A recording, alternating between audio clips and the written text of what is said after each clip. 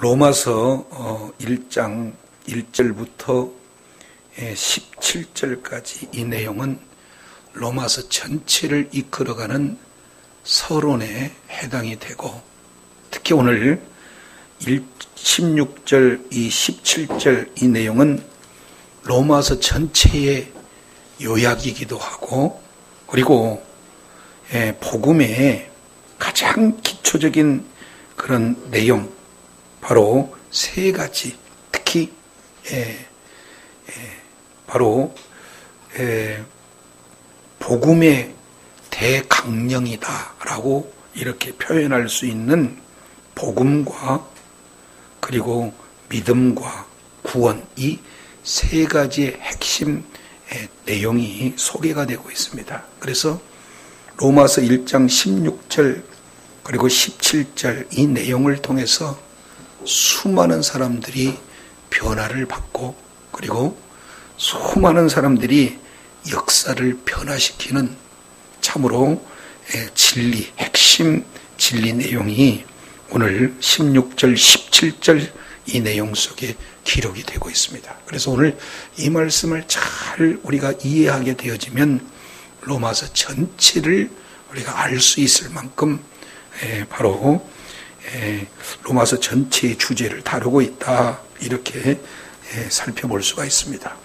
이제 사도 바울은 로마서 1장 1절로 7절 이 사이를 통해서 복음이 무엇인가, 그리고 그 복음은 하나님의 복음, 그 아들의 복음, 그리스도의 복음, 그 복음은 한마디로 표현한다면 예수님께서 바로 참 하나님이면서 동시에 참 인간으로 오셔서 모든 십자가와 부활을 통해서 이제 복음을 이렇게 말씀하고 있는데, 사도 바울이 이런 복음을 어떻게 하면은 로마에 전하기 위해서 애썼다.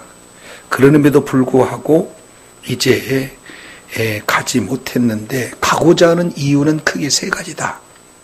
첫째, 1장 12절 내용을 통해서 봤더니 믿음으로 모두가 다 안위를 얻었으면 좋겠다 하는 그 이유. 두 번째, 바로 모두가 다 열매를 맺는 그런 삶. 그리고 세 번째 내용을 통해서 살펴보면은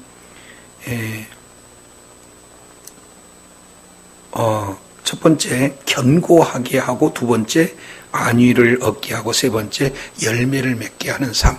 자, 이런 개념이 되었습니다. 그 중에서 참 중요한 내용이 사도 바울이 왜 그런 부분들을 말씀하고 있는가, 세 가지 내용으로 표현하고 있죠. 첫째, 나는 빚진 자다. 두 번째, 나는 준비된 자다. 그리고 나는 부끄러워지 아니한다. 이런 세 가지 핵심 내용을 이렇게 표현을 하고 있습니다. 그 중에 로마서 1장 16절 이렇게 세 번째를 표현하고 있는 내용 가운데, 내가 복음을 뭐하지 않는다? 부끄러워하지 않는다. 자, 이제 한번 따라 해보겠습니다. 나는 빚진 자다. 나는 준비된 자다. 나는 부끄러워하지 않은 자다. 그럼요, 사도 바울이 복음에 대해서 빚진 자요, 복음을 이렇게 전할 준비가 된 자요, 그리고 복음에 대해서는 결단코 부끄러워하지 않는다 하는 세 가지의 자기 자신의 의지를, 그리고 그런 여러 가지 표현들을 진행을 하고 있는데, 세 번째 이 내용은 부끄러워하지 않는다는 다른 표현은 뭐냐? 자랑하답니다. 그러니까 나는 복음을 자랑하다 하는 그거보다도 더 강력한 표현은 나는 복음에 대해서 부끄럽지 않다. 지금 이것을 말씀하고 있습니다. 그만큼 복음이 사도 바울에게는 가장 큰 자랑거리다. 이 내용을 말씀하고 있죠. 그래서 갈라디아서 6장 우리 잠깐 보고 오겠습니다. 갈라디아서 6장이에요. 갈라디아서 6장 14절 보면은 이렇게 말씀하고 있어요. 그러나 내게는 우리 주 예수 그리스도의 십자가 외에 결코 자랑할 것이 없다. 그리스도로 말미암아 세상이 나를 대하여 십자가에 못 박히고 내가 또한 세상에 대해서 그러하다. 그러니까 사도 바울은 세상에서 가장 자랑할 것은 딱 하나뿐이 없다는 거예요. 그게 뭐예요? 십자가. 다른 말로 복음 외에는 자랑할 것이 없다.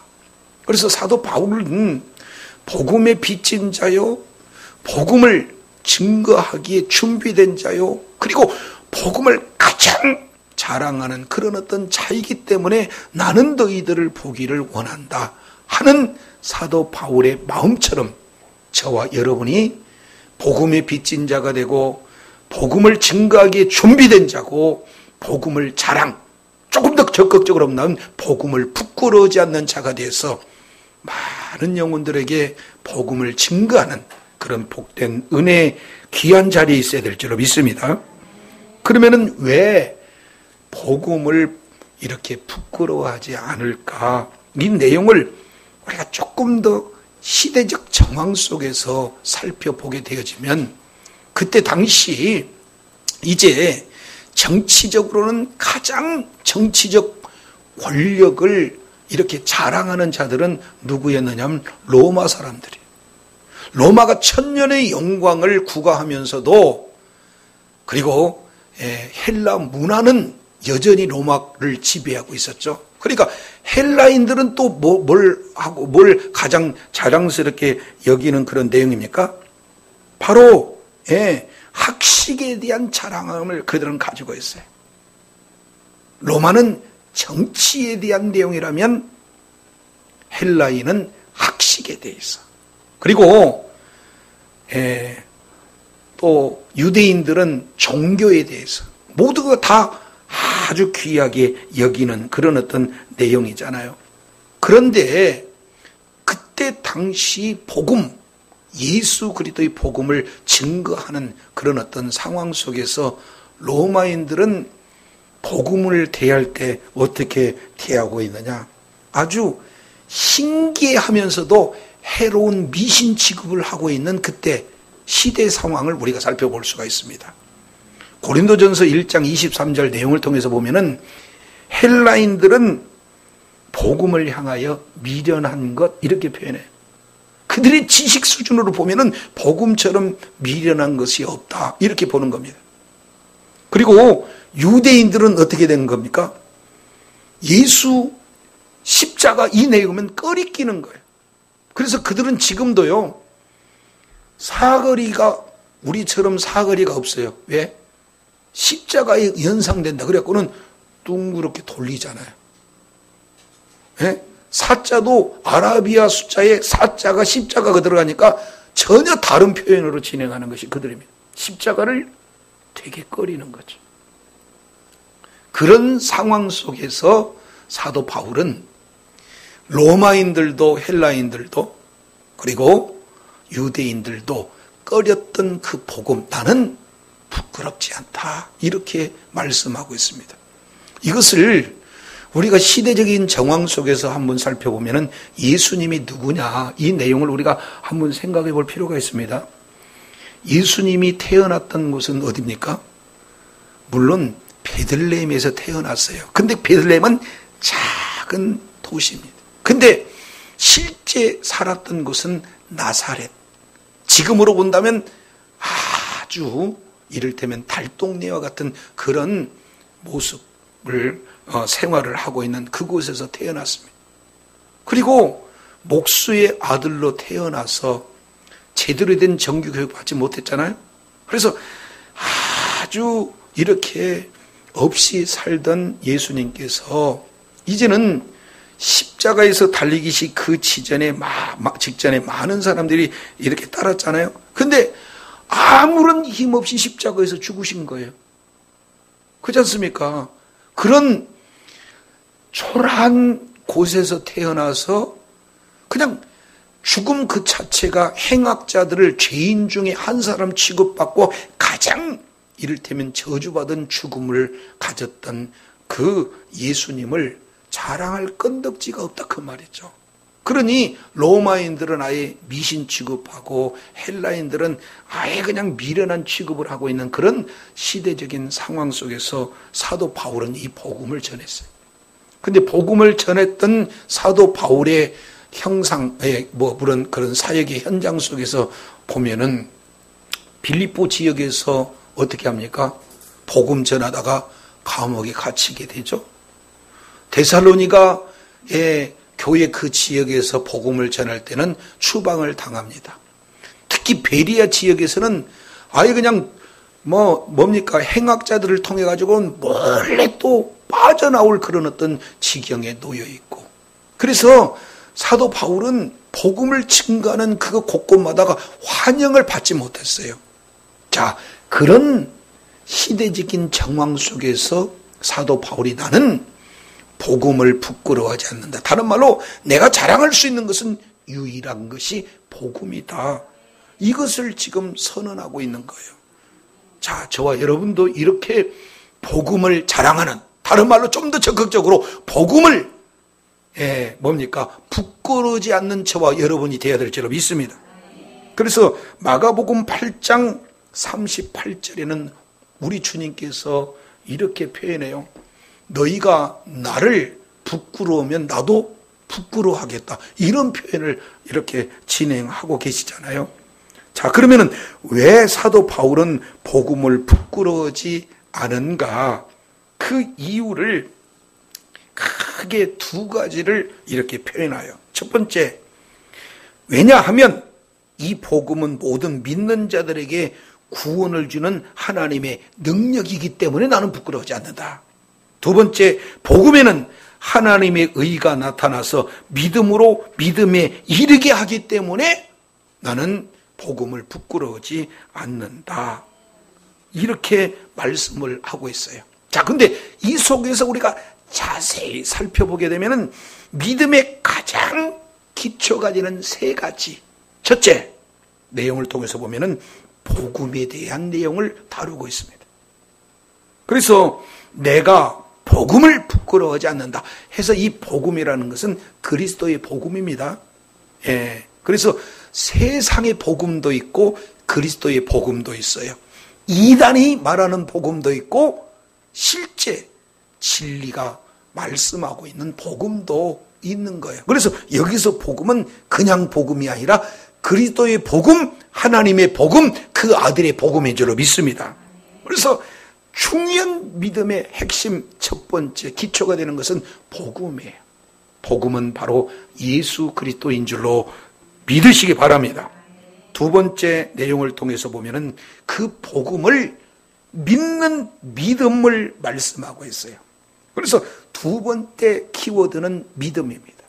그리고 세 번째, 복음을 믿음으로 말미암아 구원을 얻는 세 번째 핵심 키워드는 뭐냐? 구원이다. 그래서 자, 옆에 분한테 이제 이렇게 한번 해보겠습니다. 복음의 대강령 세 가지는 복음이요, 믿음이요, 구원입니다. 시작. 복음의 대강령 세 가지는 복음이요, 믿음이요, 구원입니다. 그렇습니다. 복음의 대강령, 믿음의 기초 세 가지. 이 내용이 복음, 믿음, 구원에 관련된 내용인데 이 부분을 조금 더 자세히 살펴보면은 6가지의 개념이 이 속에 아주 잘 스며들고 있는 것을 보게 돼요. 자, 이제 첫째 로마서 1장 16절 보니까 내가 복음을 부끄러워하지 아니하노니 이 복음은 모든 믿는 자에게 구원을 주시는 하나님의 뭐다? 능력이다. 그래서 복음은 뭐예요? 능력이에요. 복음이 증거되어지는 곳곳마다 하나님의 능력이 나타나게 될 줄로 믿습니다.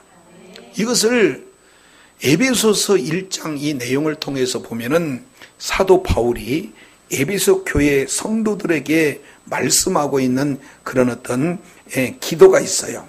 1장 17절 내용을 통해서 보면은 에베소 교회의 아주 아름다운 그런 뭡니까?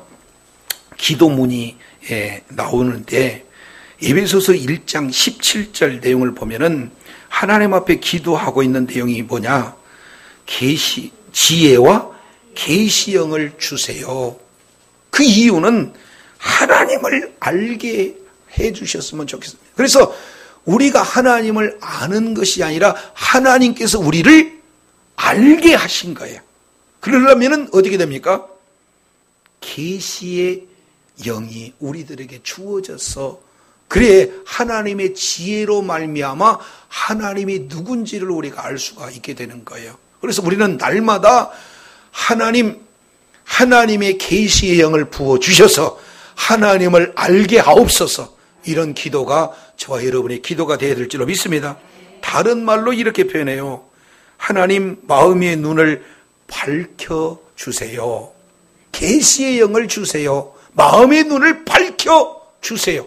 이유는 세 가지입니다. 첫 번째 내용을 통해서 보면은 1번 부르심의 소망이 무언지를 우리 주님이 눈을 열어주게 되면은 보게 될 줄로 믿습니다. 많은 사람들은 그래요. 예수 믿는 것이 왜 이렇게 힘이 드냐고, 예수 믿어서 무엇이 나아지냐고. 그러나 이것은 눈이 안 열렸기 때문에 그래요. 우리 주님께서 눈을 열어주셔서 우리가 얼마나 큰 비전의 사람인지 그 내용을 한번 따라합니다. 부르심의 소망이 무언지 알게 되면, 시작. 네, 우리들에게 얼마나 큰 소망을 가지고 있는 그런 존재인지 눈을 열어 보게 되면 그저 하나님 앞에 감사할 수밖에 없는 줄로 믿습니다. 두 번째요, 부르심의 소망뿐만 아니라 기업의 영광의 풍성함이 무엇인지를 알 수가 있어요. 저와 여러분, 이 땅에서 많은 사람들이 기업을 크게 하잖아요. 뭐 소규모로도 하고 중소기업체를 운영하고 대기업체를 운영하지 않습니까? 그런데 우리 하나님께서 저와 여러분에게 주신 그 기업은 이 세상의 대기업의 또 다른 대기업도 저와 여러분에게 주신 기업에 비하면 아무것도 아닌 줄로 깨달으시기를 바랍니다. 이게 어떻게 돼요? 믿음의 눈이 열렸을 때 나의 기업의 영광이 얼마나 풍성한지를 깨달아 알게 될 줄로 믿습니다. 오늘 이제 로마서와 연관돼서 말씀하고자 하는 것은 19절에 소망에 대해서 또한 기업에 대해서 이것도 기도하지만 세 번째는 19절에 능력에 대해서요. 우리 하나님이 얼마나 능력이 크신 분인지를 마음의 눈을 열어주게 되면, 계시형을 주시게 되면, 하나님의 지혜가 임하게 되면 알게 하실 줄로 믿습니다. 우리 하나님은 보통 능력이 아니다, 그 말이죠. 우리가 잘 알겠지만 창세기 1장 1절로 31절까지 이 내용을 통해서 보면은 하나님이 무려 32번 이렇게 나타납니다. 그 하나님은 엘로힘 하나님이에요. 말씀 한마디로 온 우주 만물을 창조하신 그 창조의 능력을 가진 분이 우리 하나님인 줄로 믿습니다. 빛이 있으라 말씀하시면 빛이 있고요, 궁창이 있으라 선언하면 궁창이 생긴 줄로 믿습니다. 지금까지 해달별은 있고 그 해달별은 사시와 일자와 연한을 이루라 하신 그 말씀에 온 우주 전체가 다 순종해서 지금도 그 말씀에 이루고 그 말씀에 순종하게 되는 줄로 믿습니다. 그만큼 우리 하나님은 능력의 하나님이세요. 그러나 이러한 천지 우주 만물을 창조하시는 그 능력과 비교할 수 없는 능력이 있으니 그 능력이 어떤 내용인가? 19절, 그의 힘의 강력한 역사하심을 따라 믿는 우리에게 베푸신 능력이 지극히 크신 것이 어떤 것을 너희로 알게 하시기를 구하노라. 그러면서 그 능력이 어떤 능력인가 보세요. 20절, 그의 능력이 그리스도 안에서 역사하사 죽은 자들 가운데서 다시 살리시고 하늘에서 자기를 우편에 앉히사. 할렐루야. 진짜 능력은 뭐예요? 부활의 능력이에요. 어떻게 아담 이후로 예수 안에서 죽은 그 사람들을 어떻게 한꺼번에 부활을 시킬 수 있느냐? 하나님의 능력이니까 가능한 줄로 믿습니다. 그래서 이 부활의 능력이 우리들에게는 어마어마한 소망이다. 그래서 사도 바울은 에베소 교회 성도들을 향해서 부르심의 소망이 무엇인지, 기업의 영광이 무엇인지, 하나님의 능력이 크심이 무엇인지 주여 저들의 눈을 열어서 보여 하나님의 그 은혜를 깨닫게 해주세요 라고 기도했던 것처럼 저와 여러분은 날마다 눈을 열어 하나님이 우리를 왜 불러서 소망의 사람으로, 기업의 풍성함으로, 능력의 크심으로 왜 보여줬는지 깨달아 하는 저와 여러분이 되어야 될 줄로 믿습니다.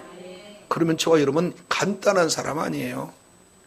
지금 당장에 먹을 것이 좀 부족하고 쓸 것이 좀 부족하고, 아니 좀 빚을 져서 다른 사람에게 압박을 받는다 할지라도 저와 여러분은 보통 사람이 아니다는 것을 하나님의 말씀을 통해서 저와 여러분에게 비전을 주신 줄로 깨달으시기 바랍니다. 자, 그래서 사도 바울이 이러한 하나님의 능력이 과연 어디에서 오냐? 복음에서 온다. 그 복음의 하나님의 능력, 이 능력이라는 것을 헬라어로 디나미스라고 그래요. 그 디나미스에서 영어로 다이너마이트라는 단어가 나옵니다. 그러니까 복음의 능력은요, 다이너마이트의 그런 폭발력인 그런 것과 비교할 수 없는 능력이 되어지는 줄로 믿습니다.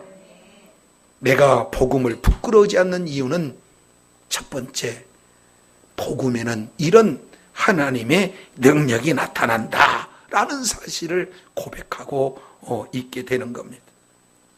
자, 그런데 이걸 또 자세히 살펴보겠습니다. 그러면은 진짜 복음의 근원이 누군가를 첫 번째 저와 여러분에게 제시하고 있어요. 그러면 복음의 근원지는 누굽니까? 하나님의 능력이 됨이라 그랬죠? 그러니까 진짜 복음의 근원지는 누굽니까? 네, 하나님이에요. 성부 하나님, 성자 하나님, 성령, 그 하나님이 우리의 뭐가 됩니까? 복음의 근원이 되신다. 1번. 두 번째, 그러면은 그 복음의 목적이 무엇인가를 지금 보여주고 있어요. 복음의 목적. 복음은 모든 믿는 자들에게 구원을 주시는 하나님의 능력. 그랬으니까 복음이 증거되어서 왜 복음이 증거돼야 되는지 그 목적이 무엇입니까? 그럼요, 구원이요. 저와 여러분, 하나님으로부터 출발된 그 복음 자체가 우리들에게 왜 주어졌느냐? 저와 여러분, 구원을 위해서 주어지는 줄로 믿습니다. 그래서 이 구원은 시제로 본다면 세 가지예요. 원어로 보면 하나입니다. 구원은 영원한 현재형이다. 우리 옆에 분한테 구원은 영원한 현재형이다. 계속해서 구원을 받은 상태가 끝까지 가는 겁니다. 근데 그게 우리 의식구조에 잘 안 오니까 구원의 3시제로 표현해요. 그래서 과거에도 구원을 받았고 현재에도 구원을 받고 있고 앞으로 구원을 확실히 받을 것이다 라는 3시제로 우리가 살펴볼 수가 있습니다. 과거에 이제는 예수 그리스도께서 십자가에서 죽으신 바로 그 복음, 십자가와 부활은 저와 여러분의 모든 죄와 죄에 따른 형벌에서 구원해 주시는 그 은혜가 저와 여러분에게 이루어지는 줄로 믿습니다. 그게 과거 사건이에요. 그런데 그 과거 사건이 그대로 현재까지 적용이 되었어요. 그래서 우리는 이미 구원받은 자이지만 지금 현재를 살면서도 구원을 이루며 사는 거예요.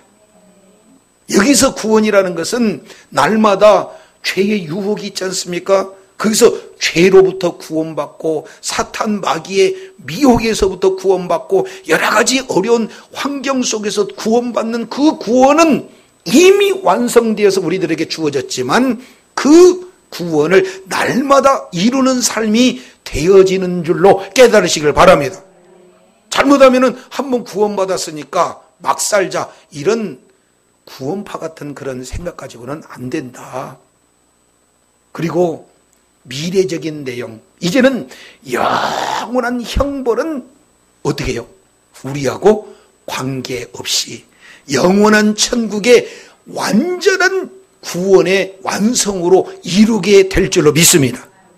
죄와 형벌에서부터 구원받은 우리가 날마다 삶의 현장에서 죄로부터 구원받고 영원한 형벌에서 완전히 구원받는, 시제로 본다면 과거, 현재, 미래의 구원을 우리 주님께서 이제 말씀을 하고 있어요. 그래서 복음은 이렇게 우리에게 구원에 이르게 하는 겁니다. 아멘이시죠? 그래서 복음의 근원, 복음의 출발점이 하나님이라면 복음의 목적은 구원이 된 줄로 깨달으시길 바랍니다. 그러면 아무나 구원을 받나요? 그렇지 않잖아요. 그러면 구원의 대상이 누구죠? 구원의 대상이 누굽니까? 그렇습니다. 믿는 자에게 구원이 주어져요. 우리 주님은 십자가에서 온 인류를 위해서 십자가에서 죽으셨지만 그 복음이 실제 적용되어지는 그런 내용은 믿는 자에게만 적용이 됩니다. 그렇기 때문에 믿는 자에게 구원을 주시는 하나님의 능력이 오늘 또 계속되어질 줄로 믿습니다. 자, 복음은 모든 믿는 자에게 구원을 주시는 하나님의 능력이 된다. 여기서 세 가지 핵심 키워드를 우리가 살펴볼 수 있게 되는 것입니다. 자, 그러면 이걸 조금 더 살펴본다면 에베소서 2장 보게요.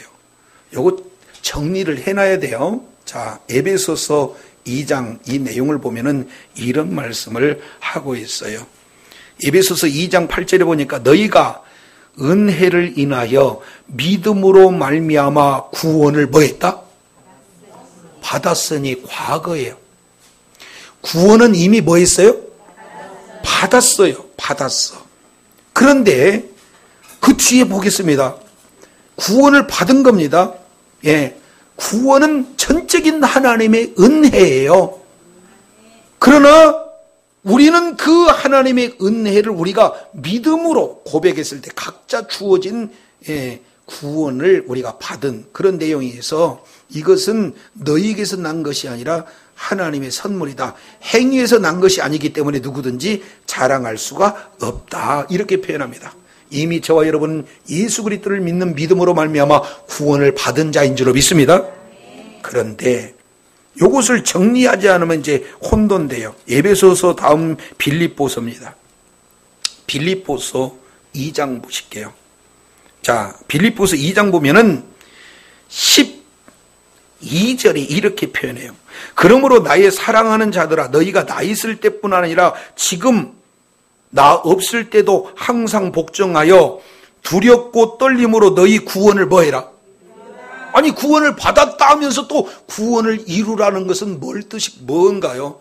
이걸 현재적인 관점에서 보는 거예요. 시제가 이미 구원 받은 자가 지금 역시 받았지만 구원을 날마다 누리는 거죠.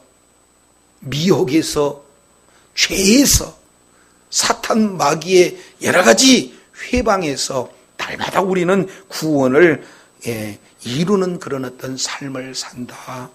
그래서 늘 기도할 때 하나님 오늘 또 죄에서 이기게 해주세요. 안에 욕심에서 이기게 해주세요. 사탄의 회방에서 이기게 해주세요. 그래서 날마다 우리는 구원을 이루면서 사는 겁니다. 세 번째는요, 미래적인 내용이에요. 자, 디모데후서 한번 볼까요? 시제로 우리가 보는 거예요. 원어로는 전부 다 현재형입니다. 구원은 과거에도 현재로 믿고 지금도 현재로 믿고 앞으로도 현재로 그 믿음이 그대로 유지가 되어지는 내용이 됩니다. 디모데후서 4장 이 내용을 통해서 보면은 사도 바울이 이렇게 표현해요. 아주 중요한 내용이죠. 디모데후서는 사도 바울의 유언적인 내용과도 같습니다.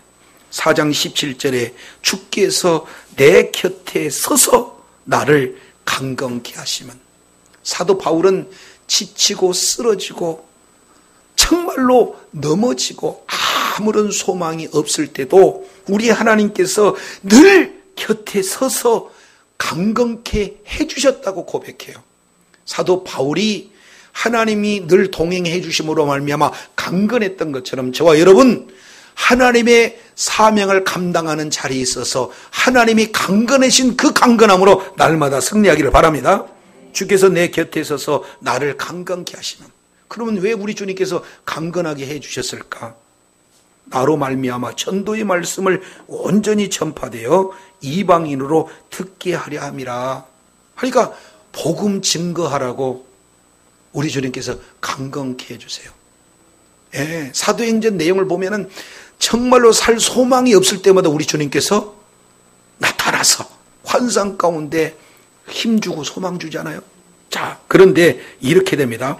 자, 강건케 하는 내용은 위로입니다. 하나님은 날마다 우리의 연약한 육신 때문에, 우리의 믿음 때문에 늘 함께 해주셔서 위로해 주시지만 그 위로의 목적은 뭐냐? 전도의 말씀을 전파해서 이방인들을 듣고 주님의 품으로 돌아오기 위해서 그렇다는 거예요. 자, 그러기 위해서 1번, 내가 뭐에서 건지웠다? 사자입이란 것은 거의 죽음의 환경 아니겠습니까? 그 속에서도 우리 주님께서는 계속해서 건져주신다는 거예요. 2번째, 모든 악한 일에서 또 건져주신다는 거예요. 그리고 3번째, 그의 천국에 뭐하도록? 뭐하시리니? 그럼요, 구원하시니. 그러면 사도 바울은 구원을 못 받았다는 그런 차원인가요? 아니라는 거예요.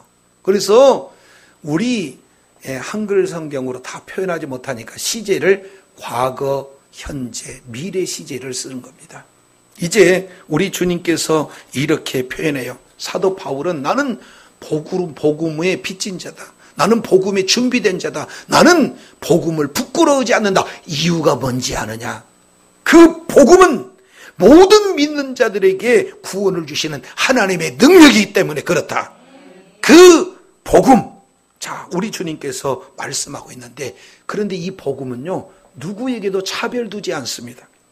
유대인에게나 헬라인이나 동일하게 모든 사람들에게 믿는 자라면 동시에 주어진다라는 사실을 우리가 말씀을 하고 있어요. 근데 이건 왜 첫째는 유대인이라고 하냐면 그 복음이 먼저 유대인에부터 나고 그 다음에 이방인에게로 흘러오기 때문에 이런 표현들을 진행하고 있습니다. 자, 몇 가지 내용만 보면은 요한복음 4장 22절 이하 내용을 통해서 보면은 구원은 유대인에게서부터 난다 그랬어요. 그러니까 먼저 구원을 유대인에게 주고 그 다음에 이방인에게 주어지는 그런 내용이 되어지죠. 그리고 로마서 3장, 이건 뒷부분이니까 잠깐 살펴보겠습니다. 로마서 3장에 보면은 사도 바울이 로마 3장에서 유대인들에 대한 내용을 이렇게 표현해요. 자, 그러면은 3장 1절, 유대인이 나음이 뭐냐? 할례의 유익이 뭐냐? 범사에 많은데 첫 번째가 유대인에게 어떤 내용입니까? 그들이 뭘 받았다? 그럼요. 그러니까 하나님의 말씀도 먼저 누구에게 줍니까? 유대인에게. 그러니까 먼저 유대인에게 주고 그 말씀이 이방인인 우리에게 주어지는 거예요. 그래서 순서적인 측면으로 보면 이렇게 됩니다. 자, 그래서 유대인에게 주어지는 내용들이 참 많은데, 자, 로마서 9장에 보면은 8가지 유대인에게 주어진 특권이 소개가 되고 있습니다. 로마서 9장 4절 내용을 보니까 그들은 이스라엘 사람들이라 그들에게는 1. 양자됨, 2. 영광, 3. 언약들, 4. 율법을 세우는 것, 5. 예배, 6. 약속, 그리고 7. 조상, 8. 육신으로 하면 그리스도가 유대인에게 났어요. 그러니까 유대인을 통해서 이 모든 것이 먼저 이루어지는 거예요. 성경도 기록자가 거의 대다수 누굽니까? 유대인들이다 그 말이죠. 그래서 유대인들에게 이렇게 어마어마한 특권을 주었는데도 불구하고 믿음으로 화합지 못하니까 유대인들이 이제 가지고 있는 그런 놀라운 복음이 이제는 누구에게 넘어가는 거예요? 이방인인 저와 여러분에게 넘어온 줄로 믿습니다. 그래서 나중에 이제 로마서 9장에서 11장까지 이렇게 살펴보면은 로마서 9장은 과거에 이스라엘 백성들에게 주신 은혜를, 그리고 10장에서는 현재 시제로 유대인들에게 주어지는 그런 은혜를, 그리고 11장에는 마지막 미래적으로 하나님께서 이스라엘 백성들에게 주실 은혜들, 이런 어떤 내용들을 기록을 하고 있어요. 그래서 유대인들에 대한 과거, 현재, 미래를 로마서 9장, 10장, 11장에 기록되고 있거든요. 그것을 간단하게 이렇게 표현한다면 먼저 복음을 유대인에게 줬는데 이들이 복음을 거부를 해. 그러니까 그 복음이 이방인에게 넘어왔어. 그러니까 이방인이 너무 복음으로 인하여서 하나님의 능력들이 나타나기 시작하니까 시기해갖고 다시 그들도 역시 뭐라고 그런 거예요? 이방인들이 잡았던 그 복음을 다시 잡아서 진정한 유대인의 회복이 되어진다 하는 그런 내용들이 9장, 10장, 11장에 기록되는 것을 우리가 살펴볼 수가 있습니다. 그래서 이제 복음은 믿는 자들에게 구원을 주시는 하나님의 능력, 이거에서는 비록 유대인에게 먼저 주어졌지만 이방인에게 동시에 주어졌다는 차별 없이 진행되어지는 그런 내용들을 말씀을 하고 있어요. 그래서 요한복음 1장 2절 영접하는 자 곧 그 이름을 믿는 자들에게는 하나님의 자녀가 되는 권세를 줬어요. 믿는 믿음을 가진 모든 자에게 동일하게 차별 없이 주어지는 줄로 믿습니다. 그래서 요한복음 3장 16절도 똑같이 마찬가지죠. 하나님이 세상을 이처럼 사랑하사 독생자를 주셨으니 이는 그를 믿는 자마다 멸망치 않아요. 그래서 믿는 모든 자에게 동일한 차별 없는 구원의 은혜가 임하게 된 줄로 믿습니다. 자, 이제 17절이에요. 먼저 세 가지. 복음의 기원, 복음의 목적, 복음의 대상. 그게 바로 하나님이요. 그리고 구원이요. 믿는 자들에게 주어지는 그런 내용들을 말씀하고 있다면 17절 세 가지 개념이 소개가 되고 있습니다. 자, 이제 17절 우리 모두 다 같이 한번 읽어보겠습니다. 시작. 복음에는 하나님의 의가 나타나서 믿음에 이르게 하나니 기록된 바 오직 의인은 믿음으로 말미암아 살리라 함과 같으니. 이 두 절이 로마서 전체의 핵심이기 때문에 너무 중요해요. 그런데 17절 이 내용을 통해서 보면은 지금까지 로마서에서 가장 어렵고 까다로운 내용이 소개가 되고 있습니다. 그게 뭐냐면 잘 보세요. 복음에는 하나님의 의가 나타나서 그랬죠? 그러면 여기서 하나님의 의가 뭐라고 그랬습니까?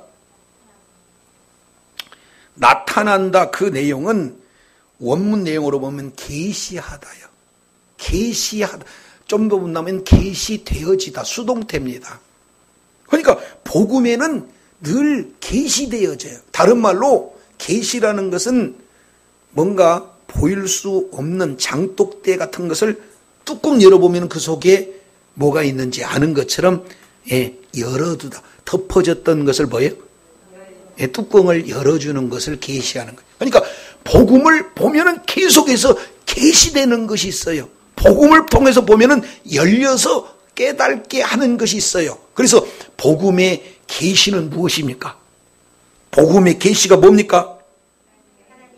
그렇습니다. 하나님의 의. 그러니까 우리는 복음을 열어준 만큼 보면 볼수록 그 속에서 하나님의 의를 우리는 발견하게 된다. 그래서 로마서 전체 주제를 한 단어로 요약하라면은 바로 디카이오스네 때우, 조금 어렵게 표현했는데 하나님의 의가 로마서 전체의 주제가 되는 거예요. 근데 그 하나님의 의는 복음이 계시되었을 때 드러난다라는 사실을 우리가 살펴볼 수가 있습니다.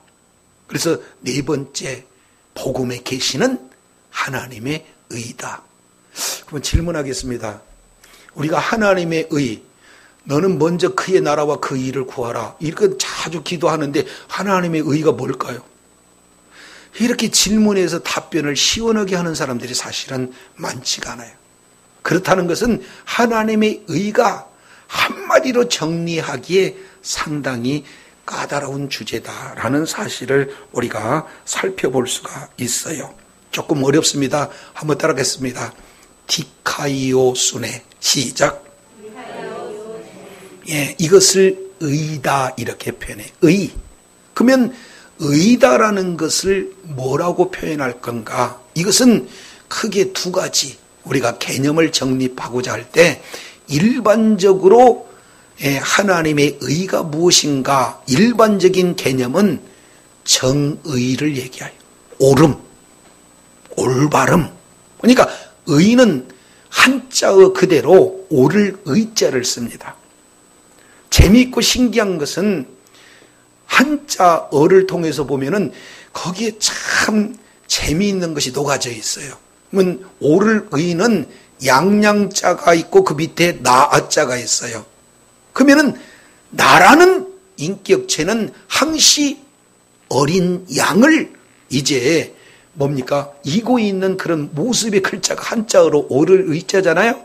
그러니까 이건 구약적 내용을 통해서 보면은 진정한 옳음이 뭐냐? 예수 그리스도 어린 양의 보혈로 죄 문제를 해결받은 그 상태를 뭐라고 한다? 의다라고 표현한 거예요. 다른 말로 의 그러면은 너무 어려우니까 죄 없음. 뭐라고요? 죄 없음. 이것을 의다 이렇게 표현하는 거예요. 자, 그러면은 의라는 것을 요걸 성경적 의미로 조금 살펴보면은 어떤 내용이냐면 의에 제대로 알려면은 반대편을 알아야 의를 알 수가 있습니다. 그러면은 의의 반대는 뭐가 됩니까? 그렇습니다. 불의예요. 그러면 불의는 뭐냐? 다른 말로 죄를 얘기하는 거예요. 그러니까 의를 제대로 알려면은 죄 문제를 이렇게 우리가 해결해야 알 수 있는 그런 어떤 내용이죠. 따라서 이제 이 하나님의 의다라는 것은 정의, 옳음, 첫 번째 개념이 되고 두 번째 한마디로 표현하면은 죄 없음. 이렇게 의라는 것을 정의해 볼 수가 있습니다. 자, 그러면은 여기서 그러면은 하나님의 의는 그건 뭐냐? 그러면 하나님의 정의죠. 하나님의 옳음이죠. 그것을 뭐라고 하냐면 하나님의 속성이라고 그래요. 하나님은 늘 옳으셔요. 그러니까 하나님은 옳은 일만 하는 게 아니라 옳음 자체가 곧 하나님이시다. 예, 그런 어떤 내용이 되는 거죠. 다른 말로 본다면 하나님에게서는 죄를 찾아볼래야 찾아볼 수도 없고 죄와 함께 하시지도 않으시고 죄를 보면 미워하시는 아주 옳음 그 자체가 바로 우리 하나님이시다. 그래서 진정한 하나님의 의는 죄인을 보면 이제 그러면 어떻게 되겠어요? 죄인을 보면 우리 하나님은 그 죄인인 한 사람을 구원해서 죄 없는 상태로 만들고 싶어 하는 하나님의 속성, 그 내용을 하나님의 의다 이렇게 표현해요. 죄인을 어떻게 해요? 죄 없는 상태로 구원하시기 위한 하나님의 속성, 이 내용을 하나님의 의다 이렇게 표현을 할 수 있게 됩니다. 그래서 복음을 보면 하나님의 의가 드러나는구나. 복음을 통해서 왜 우리들에게 복음을 주었느냐? 그 복음을 받아들이는 모든 죄인들은 구원에 이르러서 하나님이 원하시는 죄가 없다라는 그런 상태에 이르게 하기 위해서 저와 여러분에게 복음을 보여주신 줄로 복음을 저와 여러분에게 허락해 주신 줄로 깨달으시기 바랍니다. 자, 그러면은 네 번째 내용을 통해서 보면은 그러한 복음의 조건이 있어요. 구원을 이루기 위한 목적이 합당한 조건이 있습니다. 그 내용은 딱 하나, 뭐가 되느냐? 믿음이에요. 다시 뭐라고요? 믿음. 자, 복음에는 하나님의 의가 나타나서 뭐예요? 믿음으로 믿음에 이르게 하나니. 이게 좀 곤란한 그 표현이 한번 따라합니다. 믿음으로 시작. 믿음에 시작. 믿음으로 믿음에. 근데 이게 원문 내용으로 보게 되어지면은 이것을 이렇게 표현합니다. 에크 피스테오 에이스 피스틴. 듣고 잊어버려도 돼요. 왜 그러냐면 이것을 제대로 설명을 하면은요, 믿음에서, 다시 뭐라요? 믿음에서 믿음까지 시작. 그러니까 하나님의 의가 나타나서 우리에게 조건은 뭐냐? 믿음에서부터 믿음까지 무엇을 요구하느냐면 믿음을 요구하는 거예요. 이것을 쉽게 표현한다면 시작부터 끝까지 뭘로 살아야 된다? 믿음으로. 좀 더 쉽게 얘기한다면 전적인 믿음으로 살 때 하나님의 의가 드러난다 그 말. 아멘이시죠? 그러니까 시작도 무엇으로 시작하고 과정도 무엇으로 진행하고 믿음으로 진행하고 마지막 끝날까지 뭘로 살아야 돼요? 그래서 시작된 믿음, 완성된 믿음. 그래서 시작도 믿음, 과정도 믿음, 완성된 그 모든 내용을 무엇으로 살아야 된다? 그래서 의인은 뭘로 사는 거예요? 믿음으로 말미암아 사는 줄로 믿습니다. 그러니까 이 믿음이 바로 복음의 조건이에요, 조건. 그러면은 한 번만 믿고 대충 믿고 그 다음에는 아예 덜 믿고 이렇게 가지고는 안 돼요. 처음부터 믿음이 시작됐다면 어떻게 돼요? 끝까지. 근데 여기서 참 중요한 내용은 이거 하나만 설명하더라도 한 1시간 이상은 해야 되는데 간단하게만 여러분 잘 알아들으시니까 이렇게 말씀하겠습니다. 그래서 처음 여기서 나타나는 믿음으로, 다른 말로 믿음에서, 이것은 시작된 믿음이라고 표현해요. 뭐라고요? 그 얘기는 우리가 아이가 엄마를 통해서 딱 탄생이 되면은 생명이 뭐예요? 시작이에요. 아이도 사람이잖아요.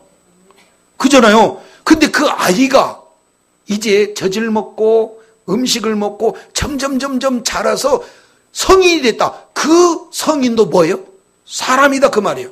그러니까 나서 점점 성장해서 장성한 분량에 이르는 것과 똑같이 우리도 믿음도 어떻게 돼요?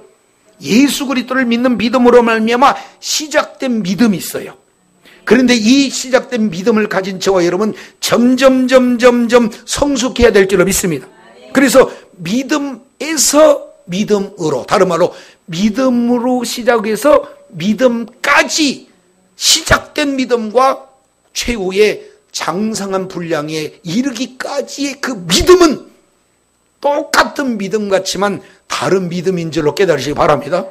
아니 애기하고 성인하고 어떻게 똑같은 사람이라고 할 수 있어요.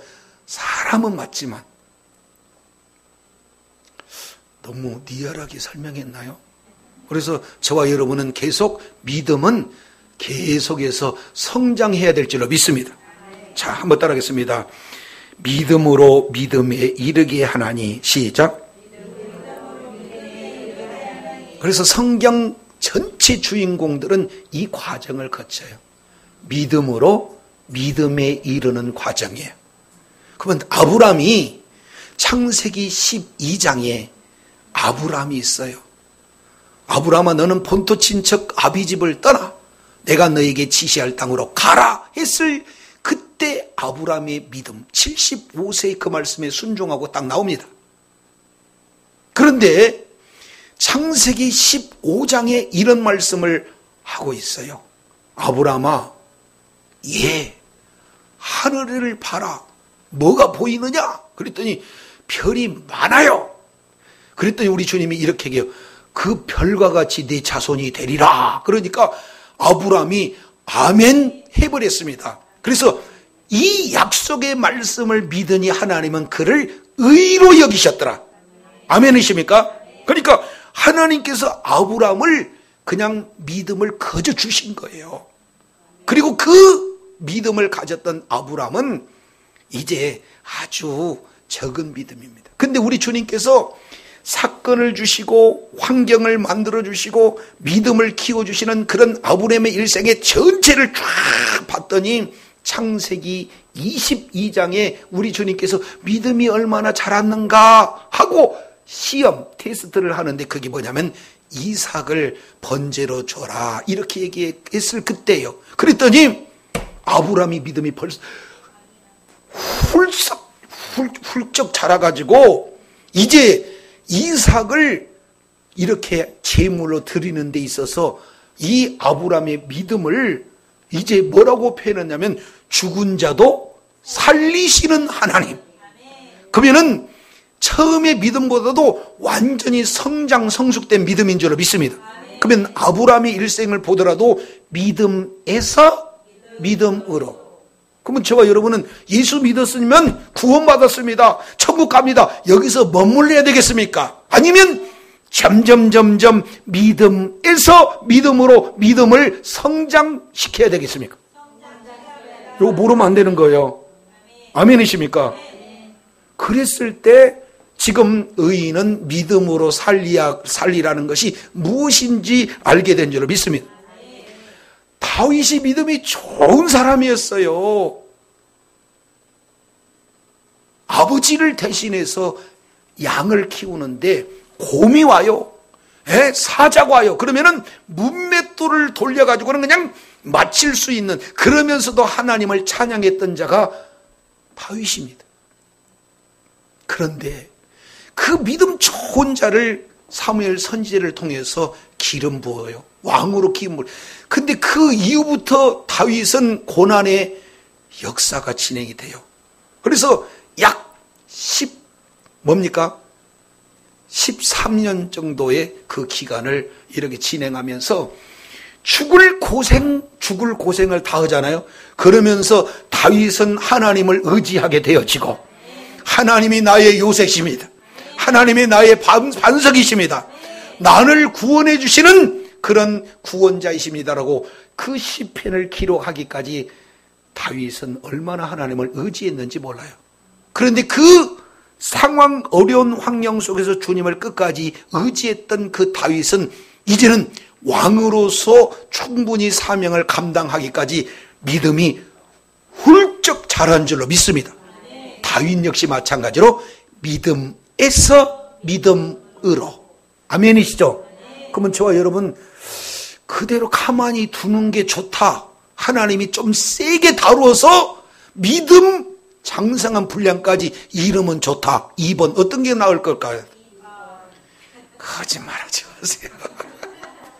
어려운 일 당하게 되면은 하나님이 계시냐고, 하나님이 있으면 왜 내 기도를 안 들어주냐고, 사실은 우리가 낙담하고 좌절할 때가 한두 번이냐 그 말이에요. 그죠? 그런데 자, 오늘 내용을 통해서 보면은 우리에게 주어진 것은 믿음으로 믿음에까지. 이걸 정확히 해내면 믿음에서부터 믿음까지, 끝까지 믿음을 부여잡고 믿음이 성숙되어지고 하나님이 사명을 주어 감당하기에 부족함이 없는 장성한 믿음까지 저와 여러분이 계속 성장돼야 될 줄로 믿습니다. 왜 그러느냐? 기록된 바 오직 의인은 무엇으로 산대요? 이게 그렇게 또 중요해요. 한번 따라합니다. 오직 의인은 믿음으로 말미암아 살리라. 여기서 봤더니 누가 나오냐면 의인이 나와. 질문하겠습니다. 의인이 누구예요? 좋은 사람? 선한 사람? 괜찮은 사람? 이게 의인입니까? 나한테 잘해준 사람이 의인입니까? 아니죠. 그래서 성경에서 의인이라고 하면 크게 두 가지가 있어요. 그래서 우리는 윤리와 도덕적인 측면에서 의인으로 보면 안 돼요. 그러면은 여기서 말씀하고 있는 의인은 무엇인가? 자, 성경에서 정의하고 있는 의인을 살펴보기 위해서 우리는 에스겔서 18장을 보도록 하겠습니다. 이제 이걸 알아야 구약과 신약이 쫙 뚫리는 거예요. 자, 에스겔서 18장입니다. 에스겔서 18장.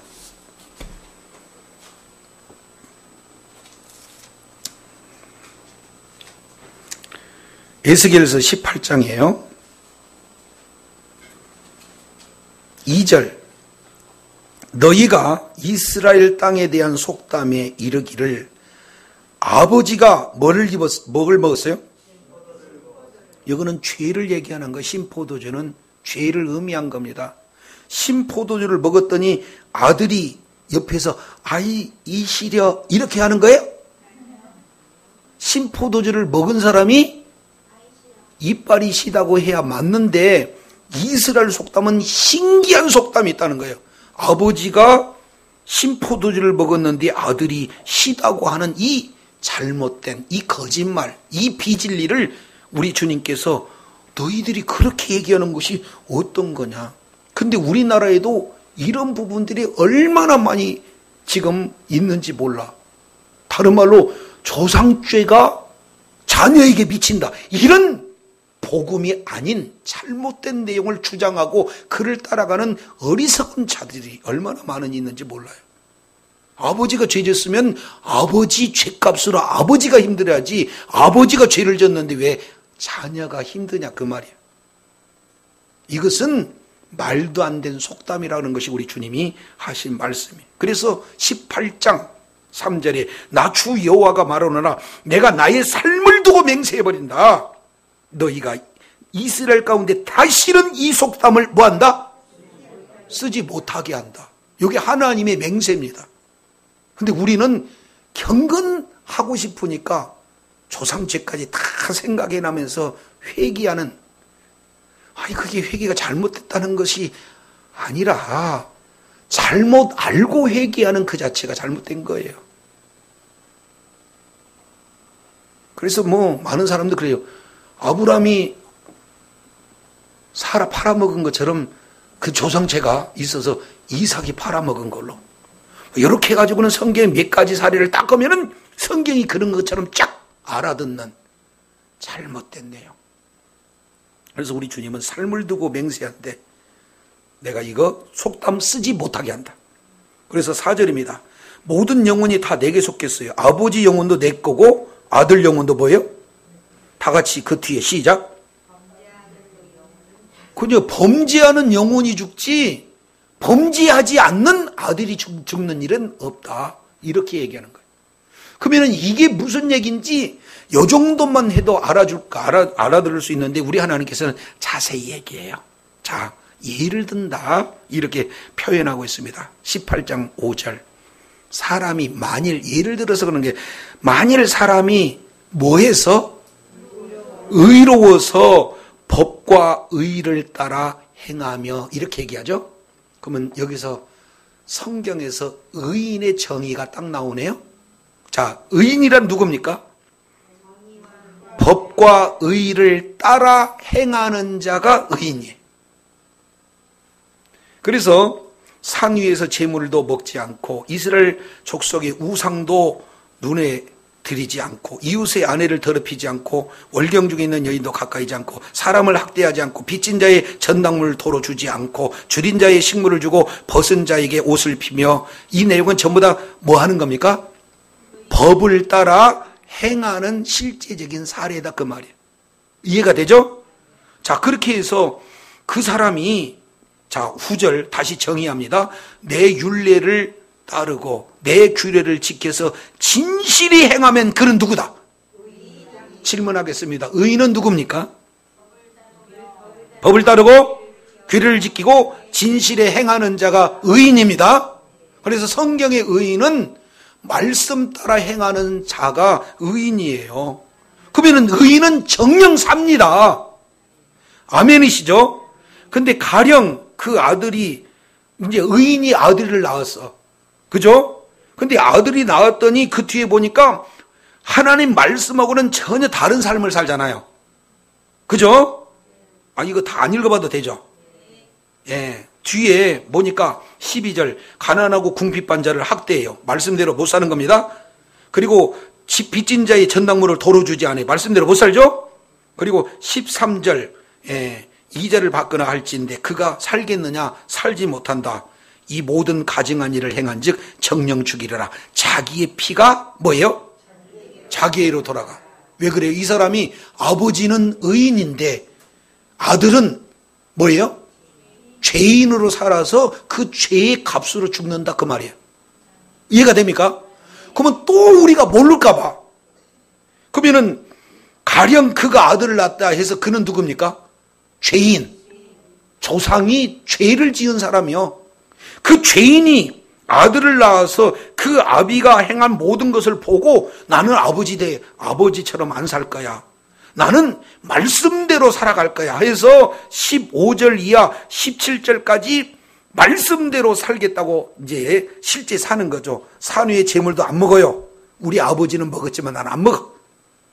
이스라엘 족속의 우상들도 눈을 들지도 않고 이웃의 아내도 더럽히지 않고 사람을 학대하지도 않고 말씀대로 순종하면서 살아요. 그래서 17절 하반절을 보니까 이 사람은 그 아비의 죄악으로 인하여 죽지 아니하고, 다시 한번, 그 아버지의 죄악으로 인하여 죽지 않고 뭐예요?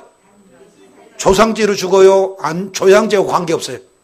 본인이 말씀대로 살면은 조상의 죄하고는 전혀 관계가 없다. 아멘이시죠? 그래서 18절 또 다른 얘기 하지 말라고. 그 아비는 힘이 포약하여 그 동족을 약탈하고 민간의 불선을 행함으로 그는 그 죄악으로 인하여 죽어. 아버지는 자기 죄 때문에 죽고 아들은 죄인의 아들이었지만 그 아들이 하나님의 말씀에 순종하면은 죽지 않는다는 것이 성경입니다. 자, 여기서 이제 우리가 조상죄를 논하고 그런 게 아니라 의인의 정의를 얘기하는 거예요. 자, 8장 5절. 만일 사람이 의로워서, 의인입니다. 법과 의를 행한다. 그러면은 법과 의를 따라 행하는 자는 의로운 자다. 9절. 내 율례를 쫓으며 내 규례를 지켜 진실에 행하는 자, 그가 뭐다? 의인. 의인이다. 질문하겠습니다. 저와 여러분이 이렇게 말씀대로 뜻대로 순종해서 의인이 될 수 있는 사람이 있으면 손 들어보세요. 말씀대로 살고자 하는 마음은 있는데 우리가 이렇게 지켜 행하기까지 살 수 있는 사람들은 없어요. 1, 2년은 또 살 수 있다고 봐요. 평생 이렇게 사는 사람 없어요. 그래서 사도 바울은 로마서 3장 10절 이하 내용을 통해서 보면 의인은 없나니 하나도 없다. 그래서 의인은 믿음으로 말미암아 살리라 했을 때 의인은 우리가 생각하는 의인은 정의는 알 수는 있지만 말씀을 따라 순종하고 그대로 행하는 자가 의인인데 이렇게 사는 사람은 성경 속 어떤 누구도 이런 의인은 찾아볼 수 없다라는 사실을 우리가 살펴봅니다. 그러면 이제 저와 여러분은 이제 문제가 심각하잖아요. 우리는 의인이 돼야 되는데 그러면 어떻게 의인이 돼야 될 건가? 이 내용을 하박국 선지자가 두 번째 의인이 되는 비결 이것을 우리들에게 가르쳐줘요. 이제 하박국을 우리 한번 살펴보도록 하겠습니다. 하박국, 호박국 아니에요? 하박국입니다. 자, 하박국 어디 보냐면 2장이에요.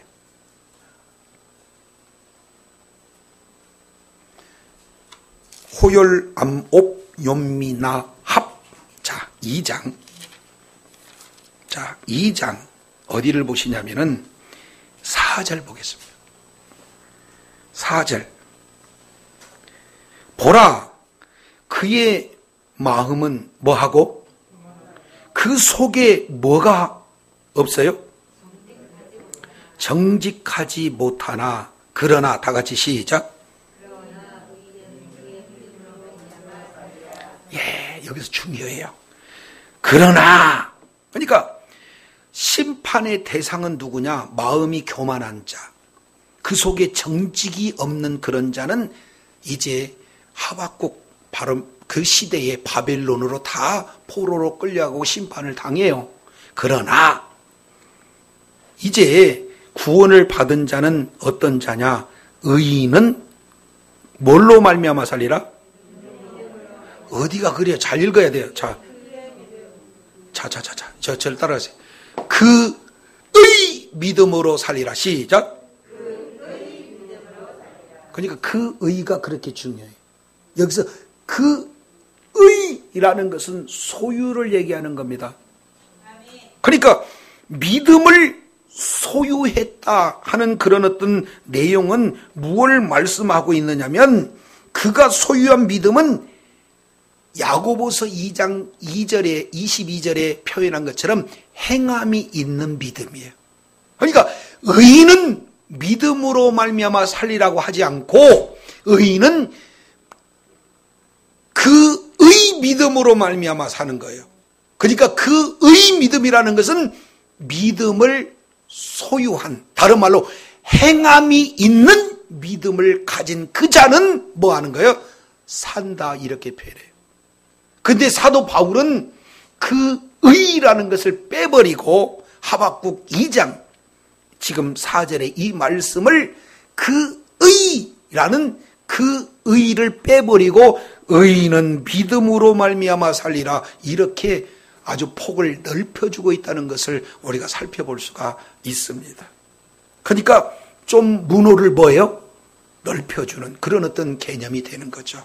그래서 하박국 선지자 의인은 그의 믿음으로 말미암아 살리라 하는 이 내용을 신약 성경 세 군데서 인용하고 있어요. 그 중에 로마서 1장 17절 의인은 믿음으로 말미암아 살리라, 갈라디아서 3장 11절 그의 믿음으로 말미암아 살리라, 히브리서 10장 38절 그의 믿음으로 말미암아 살리라 말씀하고 있어요.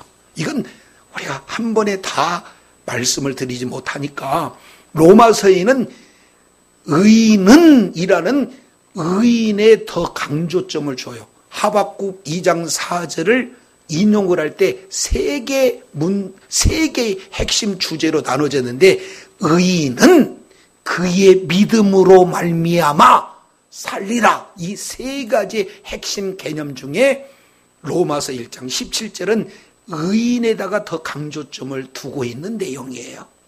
그리고 두 번째 히브리서 10장 38절은 그의 믿음으로 말미암아서 믿음에 더 강조점을 두는 것이 히브리서 10장 38절의 내용이고, 갈라디아서 3장 11절은 살리라, 삶을 얘기하는 거예요. 영생을 얘기하는 거예요. 그렇게 해서 강조점이 같은 한 절에 있는데 그 절 안에 있는 세 개의 이제 이런 핵심 키워드를 어느 부분을 강조하는 것에 따라서 신약 성경에 인용하는 그런 내용들이 다르다. 그 중에 로마서는 뭘 강조했고?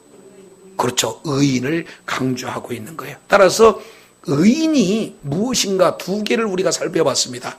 첫 번째는 하나님의 말씀을 듣고 지켜 행하는 사람을 의인이다.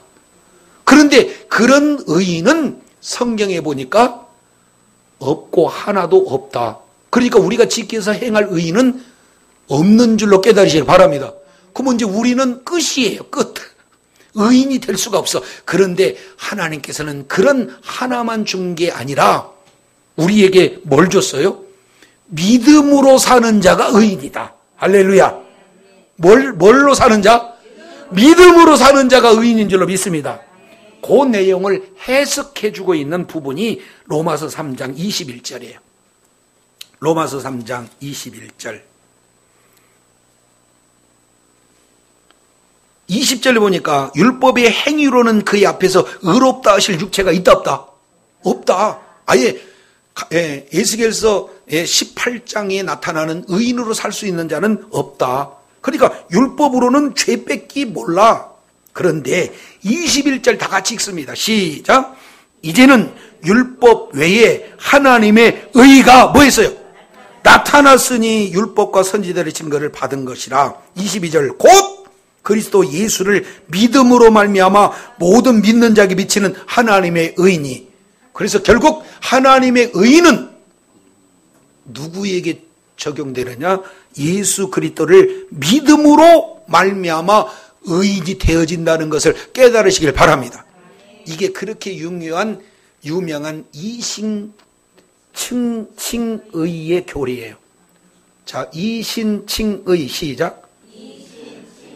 사자 성어가 돼요.